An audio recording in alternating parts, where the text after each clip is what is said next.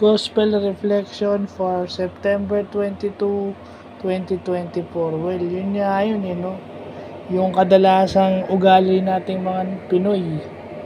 Yung nagbibigay ng stress sa ating mga Pinoy. Yung tatlong C na sinasabi ni Father Joel Gatos, no? Yung coveting o yung envy. Sa Tagalog, inggit. Then comparing, and then yung C is competing, di ba? Yung comparing would eventually lead to envy and would eventually lead to competing. So ibig sabihin, pag kinumpare mo, may inggit ka, at pag naiinggit ka, makikipagkompetensya ka. Sabi niya, kinumpara mo, bakit siya maraming pera, siya binibigyan, ako hindi, yung ganyan. Wala kapatid din naman ako kamag-anak din naman ako bakit ako wala, tapos siya meron. Alam niyo yung sinasabi nga nung karamihan sa iba na hindi mo maaalis ang mainggit, isip lang siguro yon. Okay, natural feeling ang mainggit because lagi mo kasing ikinukumpara yung sarili mo sa iba. Kasi kaya mo ikinukumpara yung sarili mo sa iba dahil ikinukumpara mo yung sarili mo na may trabaho ka, you can afford everything dahil may trabaho ka, hindi ka humihingi.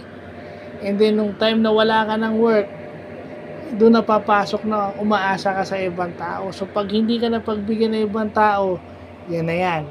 And then, hindi ka nabigyan, and then yung iba nabibigyan, yun ang tendency mo. Sinasabi mo, nagtatrabaho ka nga, pero pumapasok pa rin sa sarili mo yung inggit. Kasi nagko-compare ka. Yung sinasabing self-pity, yun. At ang self-pity, nagmumula dun sa mga experiences na hindi mo kayang tanggapin. Na hindi mo na-accept yun ng maigi sa sarili mo. Di ba? Kasi may mga tao na hindi ko alam, madasalin nga. Hindi ko alam na madasalin nga kung saan nagsisimba, and then magtataka pa kayo bakit yung mga blessings nyo nahaharang. Kasi yung stress impedes blessing. Yung stress nyo humaharang sa blessings nyo. Hindi papasok yung grasya hindi nyo ma-appreciate yung grasya Lagi yung na-appreciate na grasya, pera.